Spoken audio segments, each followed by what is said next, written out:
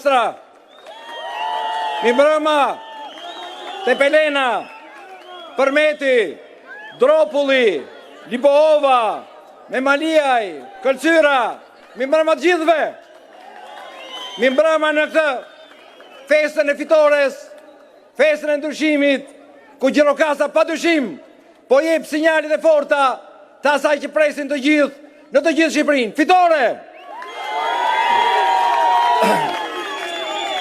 I nderuar lideri ynë, profesor Sali Berisha, mirë se vini në tokën e vlerave, në zemrën e Shqipërisë, së jugut, në Gjirokastër.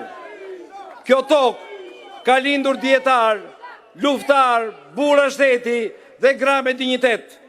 Kjo është Gjirokastra jon, krenaria historike, qarku i traditës i kulturës, i njerëzve të mençur dhe punëtor. Një thesar kombëtar me pasuri natyrore, me lumenjtë e saj, me vjosën e egër dhe pyet që flasin historinë. Po çfarë ka ndodhur në këto vite në qeverisjen e këtij sekti të korruptuar? Qarku ynë po zbrazet, rinia po ikën, fshati po shuhet, arsimi është në kolaps, shëndesia është në agoni, ekonomia është në mjerim. Tërmeti vërtet në këtë qark nuk është ai natyrës, por është tërmeti korrupsionit dhe ignorancës. Njeriu që trajton bashkinë si pronë private, që ka betonuar gjithçka, që ka kthyer administratën në çerdhe e klientelizmi dhe interesash.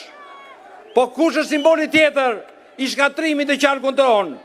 Mirela Kumbaro, lubia dhe e pseudomidisit, që trajton natyrën si plaçk tregu. Ajo e ka shkatruar parkun kombëtar të Vjosës, që e quajnë lumi i fundit i egër në Europë. Ka zgjesuar pyetje shekullor, pasurira të ralla, të trashëguara brez pas brezi, që u dhunuan me vendime të fsheta, me marrëveshje të dyshimta dhe me investime të korruptuara, të mbuluara me plera, beton dhe mashtrime. Ajo lubi e përdori për përfundime politike dhe financiare, në emër të rilindjes, të gjithë të qark, sikur t'ishte plaçke e saj, si një çiflik e saj, sikur ju t'ishit bujkroprit e saj. Por kjo qeveri nuk ndalet vetëm me mbi natyrën. Ajo i ka shpallur luftë vlerave të shoqërisë dhe familjes shqiptare. Këta në emër të një populizmi të majt, me shpejtësi deshën të mësonin fëmijëve tanë se nuk ka më nënë dhe baba, por prind një dhe prind dy. Deshën të shkatronin familjen tonë të shenjtë, burrë dhe grua, dhe me shpresë fëmijët. Duan që mira gra shqiptare të bëjnë mall me qira me uterusin e tyre dhe ta shesin atë kudo në Europë. Kjo nuk është Shqipëri. Ky është shkombëtarizim. Ky është sulm ndaj identitetit, ndaj kulturës, ndaj familjes shqiptare, që është themeli i shoqërisë sonë. Prandaj e zhveshën qarkun ton nga institucionet. Shkatruan dhe universitetin, simbol të Gjirokastrës për ta zëvendësuar me një kotec online të palishëm dhe si një makinë parash korruptive. Por me 11 maj gjithçka ndryshon. Pas 11 maj familja do të jetë numri 1. Vlerat do të rikthehen, profesionalizmi do të respektohet, natyra do të mbrohet, jo të shitet, tradita do të ruhet, jo të përshëndohet.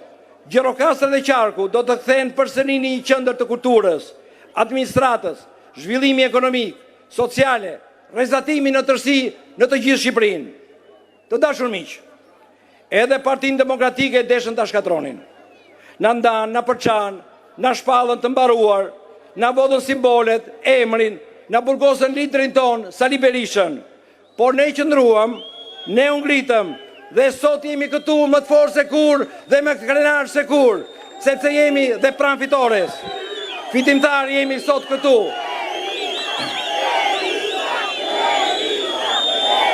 Fitimtar jemi sot këtu me Berishën, që 11 maj do ta konsakroj kryeministin e ri të Shqipërisë, këtë qeverisë shpëtimtare të këtij vendi. Sepse ndodhi kjo, të dashur miq, sepse ne kishim me vetë të vërtetën, sepse kemi pas vetë demokrat me dinjitet të palëkundur, që nuk ulën kur kokën përballë padrejtisë. Ashtu si ju këtu në Gjirokastrë, në qarkun ton, që ishen që qartë të vendosur qenorët e para të komplotit organizuar kundër Partisë Demokratike. Sepse Berisha veç se u lartësua me stoicizmin e tij. Prandaj sot jemi më të fortë se kur, sot jemi të bashkuar për të fituar, sot është radha jon për ta kthyer Shqipërinë në rrugën e dinjitetit. Me Partinë Demokratike, rinia do të ketë shpresë, fshati do të jetojë, vjosa do të mbrohet, familja do të nderohet, Shqipëria dhe Gjirokastra do të bëhen madhështore. Me Sali Berishën do bëhen këto i pamposhtur, i paepur, një burr fjale dhe vepret që nuk i ndan kurrë njëra me tjetrën.